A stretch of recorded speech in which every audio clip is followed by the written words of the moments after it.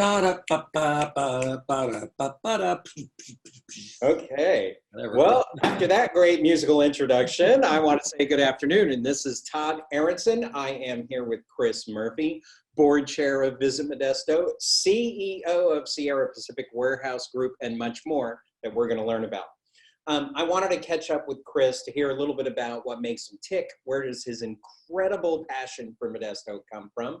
And what's next on this new horizon we have, both in the Central Valley tourism and in general. So thanks for joining me, Chris. Yeah, thanks, Todd. I mean, it's great to be here, and it's like I think we have a great opportunity. I mean, Modesto's in a good spot. I think we've as we've seen through the last couple of months, our city is filled with essential industry, and I think that we're fortunate for that. There's a lot of people that are working and are essentially part of the matrix, as it were. You kind of visualize that movie where there's this matrix keeping all the food and everything moving, and that's clearly at work around here. So it's an interesting time. It's funny you say that and started with that, because I've told many people, if I have to be anywhere during a pandemic, I want to be right here. Number one, food grows 12 months a year, and that's fruit, produce, vegetables. We have beef, we have chickens, Exactly. And we have lots of people with guns in case anything happens. Yeah, all I care about is we have great music, we have fantastic food, amazing wine, and classic cars. What else? What really more do you need? I mean, and the fact that we have classic cars says a lot about our community. Because I think one of the words I think right now that is really important, we talk about our community, it's the fact that we are a classic community. And what does that mean? It's not just American graffiti, but classic in the way that we've got food production. We have people hard at work doing that. We've got these solid industries. We've got these great neighborhoods, neighborhood organizations that right now, these are the lifeblood that's keeping our communities together. Everyone's watching out for each other in College area or La Loma area, and they're really connected. So I think classic in this sense really represents the opportunities of our community, the benefits of our community, and not only that, a way to come accelerate out of this as a community. I couldn't agree more, from a tourism and not like, oh, let's go to Disneyland tour, or let's go to the beach tour, or let's go to Fiji tour. From a generic tourism where people decide to go standpoint, classic is really powerful right now, because a city like Modesto that has so many bounties and is not crowded. Like, you can go on the river, you can walk downtown, you can go to the park. Our golf courses are only letting 2 people on the golf course. You can go on a great bike ride, a great run, and not feel pressed in. This is a great place to go. I see it every day, Tom. I totally agree. I mean, we've got the Mensinger Trail. I mean, I've got my house backs up onto the bike trail. And since this happened, I mean, it is nonstop people going back and forth. They've got small groups, they're running. And I think that people need that avenue to say, I can still get out there and feel strong and fit. At the same time, I don't want to be closed in and network with a bunch of people. Because I think people do get it. I think that people realize that there's a safe distancing that is fundamentally the right thing to do. And I think people are kind of used to it now. People walk up and they go, all right, elbow bump now. Okay, all right, 6 feet away. I think that's becoming part of it's becoming part of our habits now, which I think in the long term, it's going to be a good thing, I had someone from Asheville, North Carolina tell me the other day on a call, they said, I can't wait to come back because Modesto's cozy, comfortable, and hip. And I agree completely. We have a lot of customers, I'm in the logistics and warehousing business, and we have a lot of people normally that visit from out of town. And I'll tell you what, they love coming here because we got a cool little downtown. They love the cafes. They love the innovative food. All of a sudden that there's music on the plaza, there's music on a patio. That is super cool. It's super hip. Live music, I believe, for me, live music in a community is kind of like a test for creativity, because if you have a healthy live music culture, that means there's a lot of other creatives that support that. And I think it's kind of just an evidence of further creativity in the community, whether it's the coding world or the art world or whatever it is. So I'm going to start putting you on the hot seat. I have a whole bunch of questions I want to go through with you. And I want to start at the beginning. And I see Modesto View behind you. Yeah. You publish a community paper. It's called Modesto View. And you always ask one question in every interview: Beatles or Stones? So what's your answer? I'm Beatles 100% all the way. You know, it's a really interesting question. You know, even in Pulp Fiction, there was the script that they all never used, and Mia Wallace was interviewing Vincent Vega, and one of the questions she would ask him was Beatles or Stones, and I haven't found that people are both. I'm definitely a Beatles fan. I like playing Rolling Stone. I like the Stones, but I'm Beatles. And you find people are really, you know, one way or the other. So it's always been someday I'm going to go through all our interviews that we've done for 20 years now and add up the tally, you know, but if I was a vet man, I'd say it's probably on the Beatles side. But now we're having to, you know, make sure we have allowances for other performers like, you know, Ray Charles or, you know, Little Richard or Elvis but we try to keep it to the two though. Don't forget Bill Withers as while That's it. Doing the RIPs. Okay, so I know you play guitar. I'm sorry? How'd that start? You know, I grew up playing piano. My mom was a piano teacher, and my grandmother's a concert pianist, the Cleveland Symphony and everything. And so, you know, when I grew up, music was in our family, and piano lessons were forced. And I didn't appreciate that until high school when I discovered Elton John. I went, all the piano lessons came into play because I could play Pinball Wizard. That was a pretty big milestone.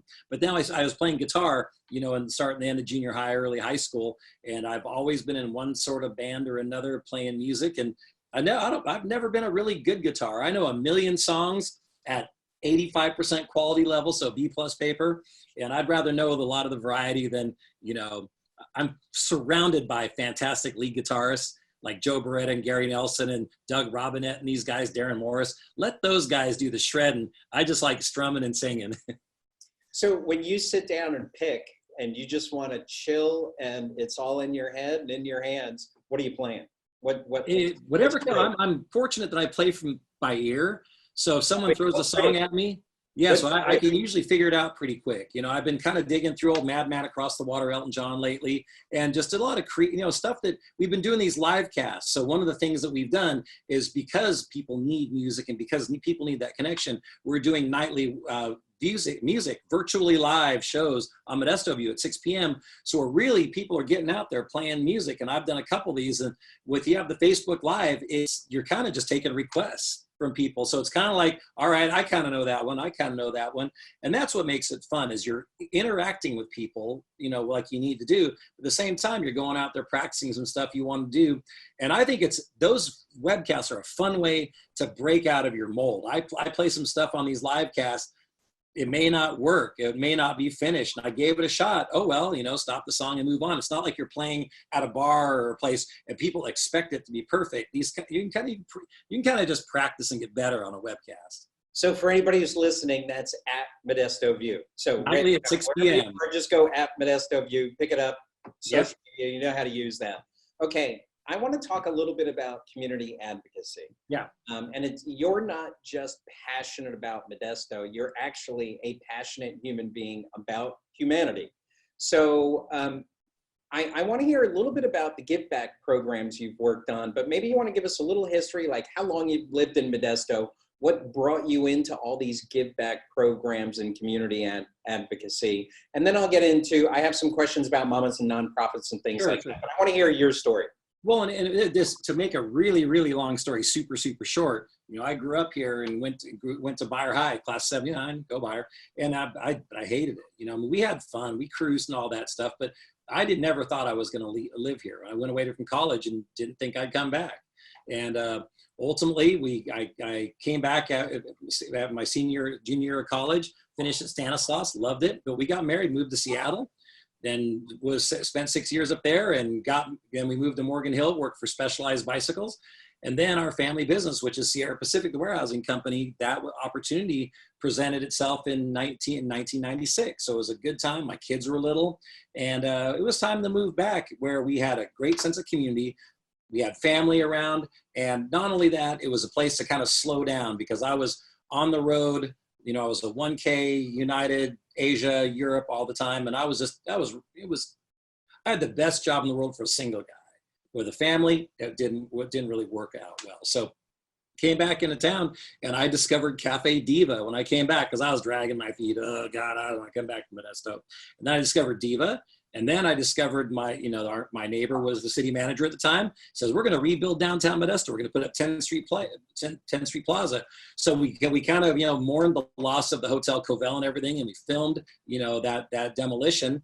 And then we started just tracking, downtown Modesto as they rebuilt it. And out of that, questions and answers, working with the Chamber of Commerce. How can we do this? Wow, there's a downtown renovation. And then you realize it was all built on these local businesses and all these friends that as we rebuilt the State Theater, it was a big mess. So a couple of us came through and really put a lot of time and effort in getting the state out of that spot in the late 90s, early 2000s to get it to where the next level people came and took it to the top. So as you do these things and as you work on playground projects, you just meet everybody and realize how much volunteerism there is in this town, how much creative time is made to make the community better, how many parents want to create a place that their kids want to grow up in. And it became my mission then, early on, was I want to raise my kids in a place they'll want to come back to someday. You never know how that's going to work out. But if we get involved in the music and the downtown and the restaurants and all these things and be part of giving back and kind of being a worker, do whether it's playgrounds or the missions or Salvation Army or Rotary, the more people give back, the more connected they get. And I think one thing just connects to another in this community. You'll find the volunteering spirit so big, it's impossible not to do more. If you try one project, you're gonna get inspired to do more projects. And I think that's really the secret sauce of Modesto, is that so many people have that volunteering and giving spirit that it really ropes more people to do it.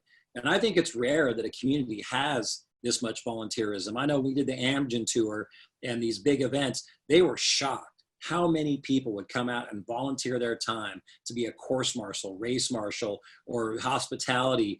And that's something that really represents our community well, I believe. So I think I'm just one of the people out there, just, one of the people that get involved. And the more you do, the more you want to do, and the more you want to create. So a good example of that, thank you, is the concept of Love Modesto, which started here in Modesto. Right. Thousands of participants, hundreds of projects, community projects, and now it's a nationwide Love Our Cities program. Yes, yeah. So on a line like that, you founded Mama how long ago? So 20 years ago. What is Mama, and what was the inspiration behind that? Well, there's, I've always been a big music fan, and there was in the late 1990s, B93 had these great shows called Summerfest. Downtown Modesto had just started with the Red Pepper Grill and all these great places downtown, the Fat Cat, and there really was a lively music scene. And there's so many genres. The more you got into it, was just metal, indie, shoegaze. You had country. You had all these different things, and we had so much music that Chris Ricky and I decided to create like a Grammy event to celebrate local music, because it's one thing to make your music and one thing to sell it, but it's one thing to get together as an industry all year, once a year. And it's the one night a year that you have, everyone doing opera to metal to everything all in one space. And we have all the radio stations. It's that whole neutral turf of, we are all musicians here tonight, or we all love music tonight. And I think the more we do those kinds of things, it bridges gaps. It kind of brings communities together, just like Jeff Pishney did with Love Modesto. You had all these different groups and organizations that needed volunteers so desperately. Jeff really found a great way to coordinate people to really not just give back once a year, to take that day in April, but to do it all year long. We want to do the same thing with music. Celebrate the music, and then all year long, people know that music as a culture, it's important. And not only that, it's an economy. And that's one of the things that, as it relates to Visit Modesto in downtown, I believe that arts, entertainment, dining is an economy. And you in the hospitality business know this, but a lot of people don't get that with every new restaurant that comes and succeeds, it's 20 to 25 new jobs with every new restaurant. The music scene drives people. It's the ultimate green economy. Retail's one thing, but you can only buy so many suits, or you only buy so many computers, but you can go out to dinner every night. You can listen to music every night. So that to me, I believe is one of the most vibrant economies that any city can develop. It's strong arts, strong dining, culinary, strong music, live music in particular, and with the performing arts wrapping around like the Gallo and the State, you really have a recipe for a green economy that brings people from all over into our downtown. They come in, they enjoy the music, they become fans of Modesto at the same time. They leave all their money behind because they ate dinner and spent a concert ticket. So as much as I love music, I really believe it's an economy that, you know, right now it's really difficult. The musicians are 100% out of gigs right now. The restaurants are having a hard time with just surviving on grab and go, those that chose to stay open through there. So as we move forward, the city and the county, I believe, have to work together to make sure art, music, dining is an absolute foundation of our economy, because that's what keeps people coming back for more every day. You know, I go out, like right now, I'm eating grab and go every single day somewhere to support my friends in the restaurant business. Here's mine. I just grabbed. That's it. I had a sandwich. I had a sandwich from Rivets today. So I was, and more to, you know, when Roden Farms. Yeah. And we really believed in it because, you know, we're fortunate in our warehousing, Sierra Pacific, our warehousing company, we're part of the essential industry keeping the food supply chain. But at the same time, we also need to support our employees. Like our employees are dynamite. They're here every day. And we felt it was important not only to keep them safe with all the sanitization rules and the perimeter protections and everything we're doing with that, it's also that we recognize how hard they're working. So we decided to, you know, buy lunches from downtown restaurants, you know, every day. So far, I mean, we've done it every day since the third week of March. And I think we've purchased almost 8,200 meals from our local restaurants here in town for our employees and the truck drivers that serve our economy. We're so grateful to these people that are working out there hard. At the same time, we need our restaurants to survive. So we teamed up with, you know, Nestle Purina was our primary customer that did this with us to help fund it. And then we've got Greens on 10th. We've got Thomas and Gina at Fusio. We got Roman and Clint at the Rivets. We got our friends at Palios's at the Chopping Block. And it's amazing. And then Brad and Kristen at Skewers. So we are ordering from them and they deliver every day. And we just believed it was important during this time to support our local restaurants, since we have to, you know, we wanted to feed our folks anyway and take care of the drivers. It has to all connect, you know. And so on that, you have how many locations? We have Modesto, Patterson, and Stockton. Okay. And you have multiple locations in each, a lot of different drivers moving around. Yeah. How many employees on a daily basis moving around? Well, we're doing 280 to 300 meals a day here in Modesto and Patterson and Stockton. Stockton takes it up another probably 1,700 to 2,000 more. But it's important because you want to meet people. You want to keep your employees on campus because you don't want them going out to restaurants, because we work so hard to keep everyone, you know, healthy and away from, you know, group population. So it was the right thing to do. And hopefully, you know, we'll start to see our community start to open up in a sensible manner. And then our folks can kind of get back to normal right now. But we need to look out for each other. There are some businesses in this area that are fragile that we have to support, because we hope we don't lose any of them. And at the same time, our leaders need to realize that these arts entertainment aren't just something that's nice to have. It's vitally important part of our community and our economic future. So there in Modesto, there are a lot of events that happen all year long. And right now, there are no events except for what we're doing here in the Zoom space. Yeah. If you had to recommend, I'm going to name different genres. Sure. If you had to say, if you have a family, you should always attend blank at least once a year, or go to blank in Modesto. Oh gosh, like Earth Day was sadly missed this year. Love Modesto as a family. You know, Moban concerts in the park. These things are just wonderful family events, all of which that are free, and they're great ways to do. Also, walk the Virginia Corridor Trail. You know, I think it's important for a family to stay healthy and fit. And so if you can get out there as a family, and I'm hoping there are things that people are doing now during COVID that I hope we don't lose some of these things. I see more families on bikes. I see more families in the evening out walking, and I hope that continues. You know, I think I see the grab and go nature of our businesses that are core to survival, but we hope they keep that going in the future. There's things that we're doing now that may be just great ideas, you know, as we move on. So, you know, there are so many family events, from the farmers market on Thursdays and Saturdays. You know, What about romantic couple? What was you tell them to do?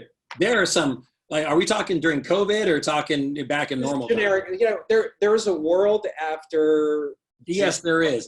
That will keep changing, but I'll tell you what, there's some great little cozy booths. You know, there's the little tables for two in the windows at Tressetti's, for instance, and then a movie at the Brendan and a cocktail afterwards, you know, at the Goat or Fuzio, or the comfy chairs at Galetto, or the special wines that Paul, you know, if you ever want a romantic dinner, table for two, Paul Tremaine at Conchetta can create an amazing dinner for you. If you want to just go on a date night, go out to Nino's and rip it up with some country and some rock and roll out there. There is no shortage of things to do as a couple. And there's some great little dining spaces that are truly romantic and date night worthy. So there is definitely something along those lines. Okay, so Johnny Cash birthday bash or blank? Which would you? Or you need to find a way to do both. The Cash birthday party is essential, and all the local musicians playing Johnny Cash music on one night is absolutely unbelievable. But so if you can't do that, though, you know, at the same time might be music in the plaza where you're listening to some classic rock or some cool indie music right there in 10th Street Plaza for free of charge, you know. Speaking of music in 10th Street Plaza, you started Rockin' Holidays how many years ago?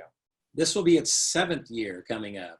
So what's the concept? Give me the short version of what's behind Rockin' Holidays. What is the mission and goal you're looking to create, knowing that there's ice skating around the corner? Yeah. Downtown Modesto. And hopefully there will be for quite some time. Thank you to Kathy and Dave Halsey for buying Modesto on Ice. I think they're the perfect people to run with that thing, and I think the community is really behind them.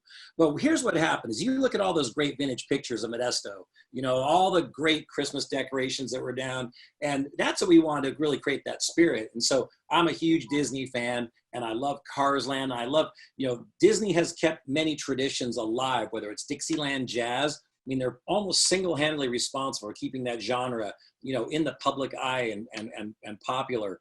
And the same thing what they're doing with Cars Land and the Route 66 and that whole retro Americana gift of the open highway. And that ties in a lot to our American Graffiti story. I mean, the Burgess drive-ins on Highway 99, immediately after World War II, these drive-ins started popping up and people had gas and rubber was plentiful again.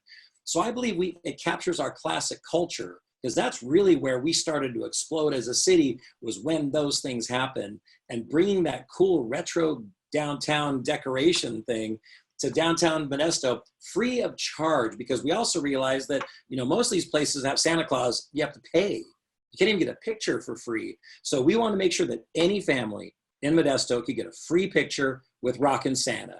So we designed this chrome turbo, what's that? You don't have to be a Modesto family. Anyone can come to Rockin' Holiday, get a free picture with Santa, Christmas card, holiday card, Hanukkah card, whatever you want to do, it's all there. And we designed it in a classic thing. So it's a cool classic 57 Chevy with chrome sleigh. And then we made a whole downtown retro backdrop. So it's a place where you can actually come down and spend some time and take a picture and really feel the vibe. Then we have these face cutouts you put up, and then we put up a 50-foot pixelated animated tree. So there was a rockin' tree down there. And then we have music every Thursday, Friday, Saturday nights. And then our big fun was to make it snow.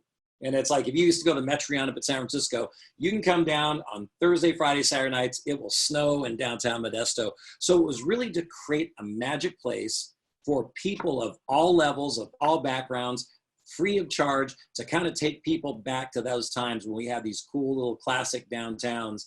And that's what our goal is. And we hope to continue those goals moving forward. But we're pretty excited about that. So other cool things I know that are here, like, you can kayak, you can fish, you can jet ski, you can water ski, you can golf, you can jog, you can cycle, etc. You like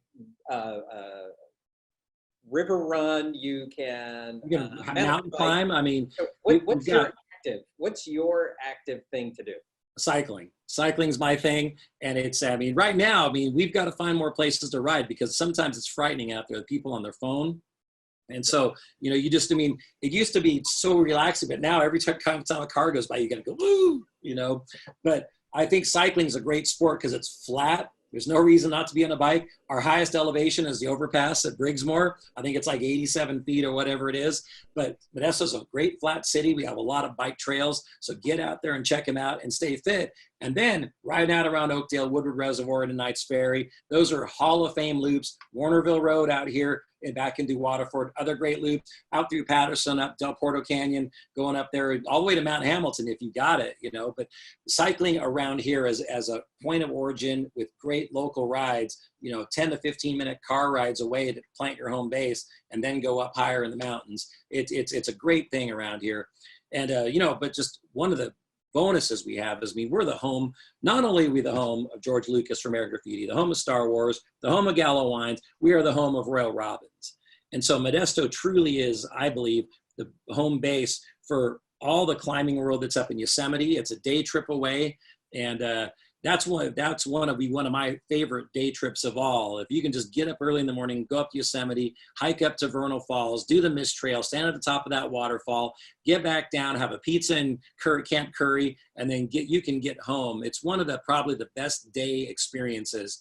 You know, what a lucky thing to be able to do for a day out of here, you know, if you're based in Modesto. So it's funny you bring that up.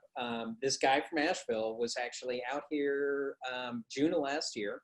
And we had breakfast in Modesto, drove to Yosemite, did the whole valley floor, went to the south gate, looked over the back rim, went back out the north gate or the west gate. Murphy Groveland. Wait, we went from there to Murphy's. We went to Big Trees and did the whole loop of Big Trees and made it back to Camp 4 for dinner in Modesto. See, that's perfect. Before the sun went down.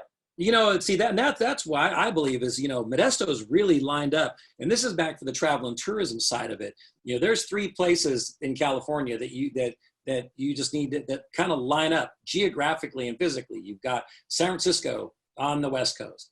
You've got Yosemite here in the mountains. And you got Modesto straight line right in between. So we have SFO, YOS, and we have MOD right in the middle. And then Sacramento's right up above. So we are the connecting point to that. And I could totally see, if you're coming from San Francisco, you get here in the afternoon, get out, walk the historic cruise route, check out some of our videos, listen to the legends, you know, go see a show at the Gallo Center, the Brendan of the State Theater.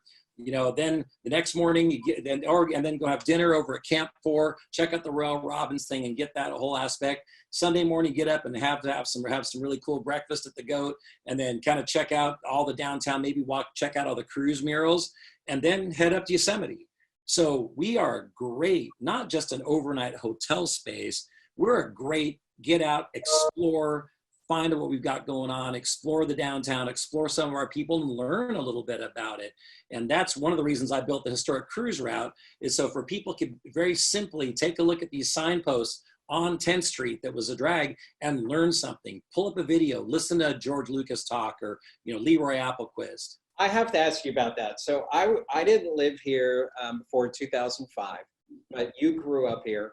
This really was the town where cruising was. What was this is it. I mean, people go, the Field of Dreams was a field they made for a movie somewhere in Illinois, in Iowa. And then, you know, there's all these places that have these important roles in these movies that people will go to see because of the space it was in the opening credits or whatever. But this is the biggest gift, I believe, you know, besides just the economic powerhouse of what the Gallo Winery has done for our community, you know, but George Lucas making this movie about his experiences growing up of being on 10th Street, on 11th Street, making that movie about our community. Basically, somebody else spent a couple $2 billion promoting Modesto. And that's our job to take advantage of that. I mean, we are not the global home or the national home. We are the intergalactic home of American Graffiti. There's no place in the world that George Lucas made that movie about other than Modesto. So for that, we're the home of George Lucas, and his growing up and his creativity was really kind of championed during that time, whether it's Downey High drama or whatever it was he was doing. Those were all the stories in the comic books that led to the future tales of Raiders of the Lost Ark and Star Wars and everything. So you look at that ability to be the home, and 10th Street, that was it. Those were the legitimate streets where they used to cruise. Dragon 10th was what the movie was made about. And so that's why the historic cruise route was developed. And I went to the city of Modesto to say, we have these streets. They're here. Let's make it a tourist attraction. And we'll put up 25 signposts that wrap around 10th, G, 11th, and K Street, starting and finishing at 10th Street Plaza, telling our story. So anyone from anywhere can come in and learn about our history, our classic history, our hometown heroes, on a quick walk that's, oh, by the way, there's a bunch of great restaurants and cocktail places and theaters along the cruise route. So if you truly make it a day, you can cruise around and dig it and just really learn about and leave Modesto a fan. I mean, that's the thing, is people come here, you don't know what their expectation is. And it's our job as people to turn whatever expectation they have into a really rewarding experience. I got this, I ate this, it was fantastic. I got a Dole Whip of graffiti dogs. I watched a video from George Lucas and I saw the murals and saw a great show, and they leave going, wow, that was amazing. I mean, that's what I love about it. As long as they pick up some fresh fruit on their way out of town. And no, exactly. Or some cheese, or, you know, there's great, like check out the almond blossoms, the almond blossom tour, the cheese tour, the wine tour, the fruit stands, Rodine Farms, you know, even downtown, there's one. There's really no shortage of things. So, okay, I hate rock and roll, I hate music, fine. Fantastic food, arts and entertainment. You know, I don't like music at all. Well, that's great. Let's check out all the fruit stands and check out some of the classic murals. Well, I love rock and roll. Well, we got great music and great music stories. And, you know, if you like a cafe with a patio, we can definitely take care of you. So you've been involved with the Convention Visitors Bureau for some time, and you're now the chair of the board. Yeah. What is it, what do you feel you've learned about tourism, hospitality, lodging in our community that was a surprise? What are your aha moments of the last couple of years with hospitality? One of the things I'm amazed about is how stable and solid our hotel. It's an invisible industry that makes a huge difference. You know, we do have a lot of visitors, and what we've learned during COVID is that our occupancy rate is higher than many other regions in the United States because of our number of essential industries, I believe. That's my hypothesis anyway. So that when this rolls through, we're not so far down here. We're starting from here. And our hospitality industry is amazing. And our job now is to not be that overnight parking space. We need to be that 12-hour visit space where we're getting 4 to 5 hours of our visitors in the afternoon and 4 to 5 hours of them in the morning before they head off to their next destination. So that's our job as a Convention and Visitors Bureau, is to keep people here. I'm sure there's some metric for every hour of time that someone stays in a community, it's worth X, Y, and Z travel dollars. And I think that now with the new Visit Modesto, we have that opportunity to really laser in on these tours, these industries, these places that make it really possible, and also make sure when business travel comes in, that experience is positive, because the business travel feedback is really key to how hospitality is driven. So that was my big surprise, is realizing how powerful the economy is there. And also just realizing just the sheer just nuts and bolts about what a great spot we're in on 99 between all these cities. You know, we're not just on a way to somewhere, we are our own destination. And so the to-do now is, how do we become a better destination?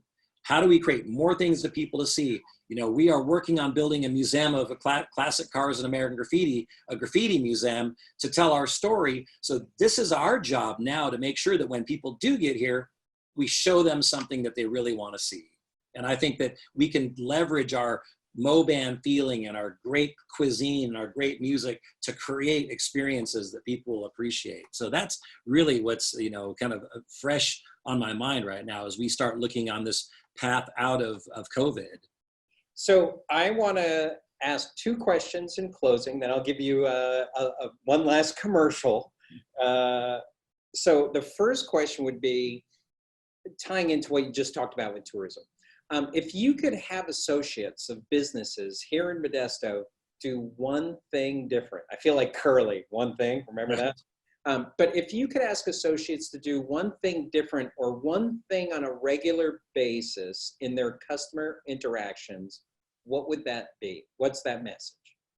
The customer interactions Yeah, so all is, businesses, whether they're at Target, at the candy store, at the gas station, at a hotel, or I at think there's a two-prong answer to that. One is in person, and I think that we've got to engage ourselves. One of the things we did at Specialized when we were, developing our global marketing campaigns was it wasn't when someone walks up to you in a store, can I help you? Well, that's a yes or no question. No, okay, and a conversation. We changed that to ask, why do you ride? And it's like, whoa, oh shoot, I need to lose some weight, or I need to get in shape. I want to ride on the canal banks. You automatically learn instantly what that person's looking for.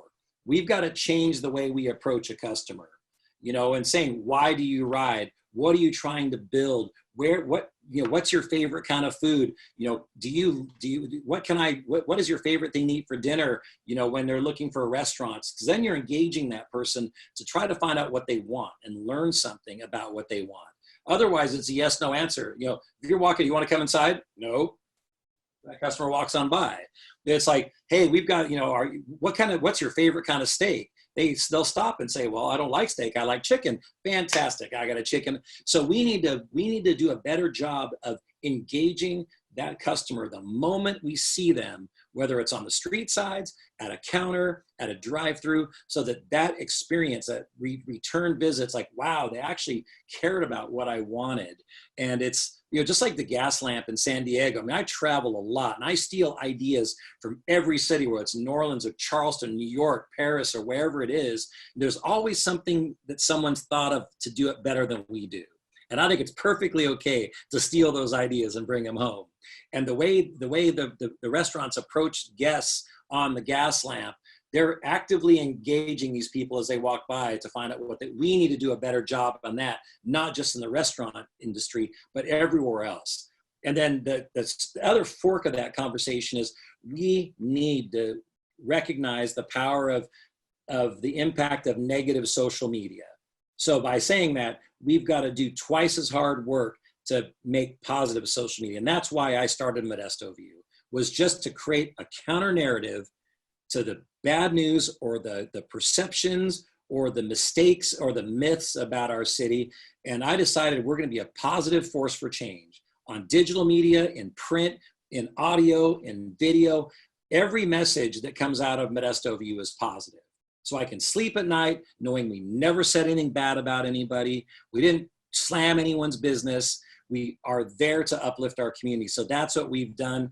And that percolates down to our family, and our kids learn that, and our friends' kids, and I mean, it's my job to create that city where my kids, and it's our other parent job. So I believe we need to share more positive information. We need to be online sharing the positive notes, the positive articles, the positive events that happen, share the works of good people, because the more we do that and we more flood the internet, that's what the Google searches will find. I'm a believer that we need to change the links that people see about our town. And our biggest obstacle is a lot of our own people in town don't believe it. So here we are at Visit Modesto trying to get other people to town.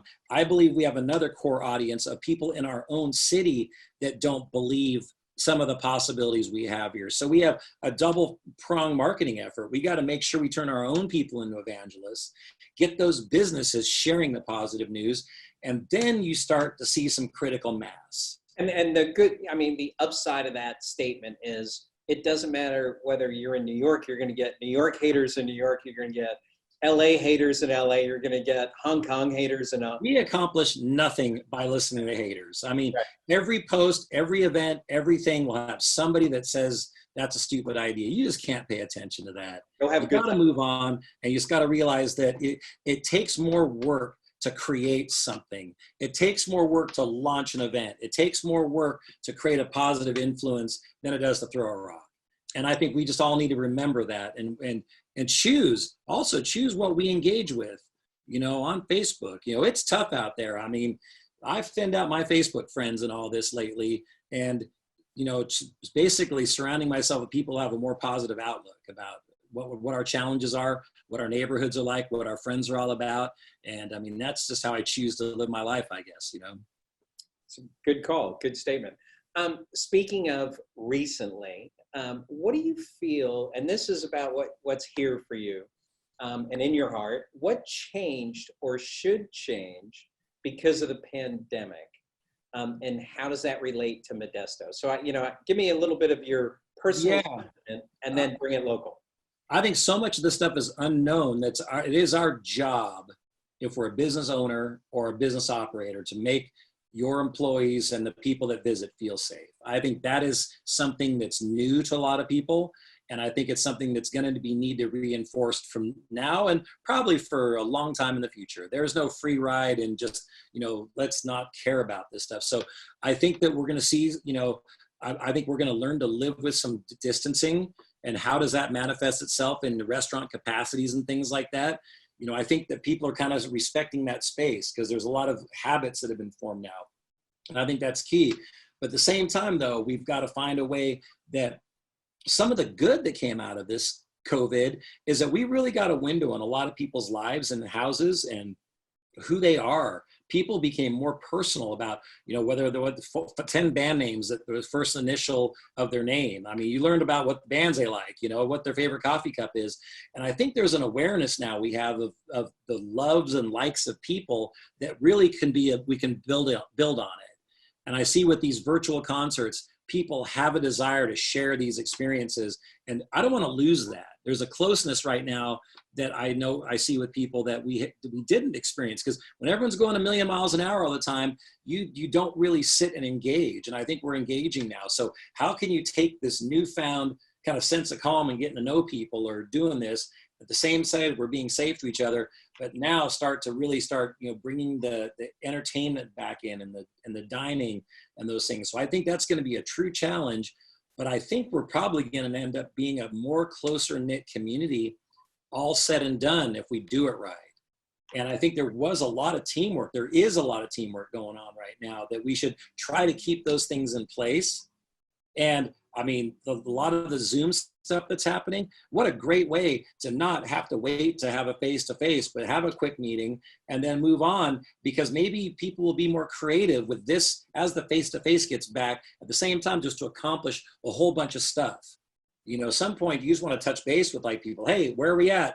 You guys, you, okay, good, we're good, 20 minutes, all right, back on this thing next week. That's helpful in a lot of cases. So I think there's things we learned that we got to keep. There's things that we had before that we have to bring back. And I think it's going to be a big social experiment on how to put it all together. But I think a town the size of Modesto and with the industries we have a much better shot than most communities, I believe. And it's not dense. We're not a dense community. So yeah, but even density isn't really necessarily your enemy, as long as you respect, the space within, people need to operate. You can have a fairly dense city, at the same time, give people a little bit of room. It's just not that tough, Okay, so if I give you 20 seconds and put it on a timer, is that enough time for you to wrap up? Sure. Okay, you ready? Yeah. Go. Okay. Modesto is a great place where I believe our connections and our family and our cultures all work together. We have a fantastic volunteer spirit, and we have a good positive outlook. I believe we need to build on that, connect with the things that make us together on this stuff, and show the creativity that our city can bring. We are classic cars, great music, and fantastic food, and we can build on it from there and create a place we all want to live and work. Thanks, Chris. We all appreciate what you do for our community, and I think it's awesome what you're doing for your staff and employees and for the businesses that you're supporting. Yeah. I mean, you actually you put it out there. You do what you say you're going to do. You don't stand behind political candidates. You stand behind the businesses that support our community, and that's how you walk the talk. And thank you from all of us out here. Thanks. And it's all about doing business with our friends. When we support local, do business with our friends, we're taking care of our community. And that's really what it means. We got to keep those dollars local. And it's never been more important now as we come out of this, that we look at the people who are hurting out there, who are barely making it through, and we rally around them right now. It's an important time. And I can't say enough about our team here at Sierra Pacific. You guys are fantastic. You know, our frontline folks, you know, the folks at Memorial and doctors and everywhere, you know, you guys are doing fantastic work. And that I think it really shows the character about how we've all rallied around. And I'm optimistic for the future. And I think we're going to create something better than what we had before. Excellent. Thanks, Chris. I'm going to let you go back to work. We went over time. Thanks, Todd. Went into your time. My time is free. So thanks. Have a great day. You too.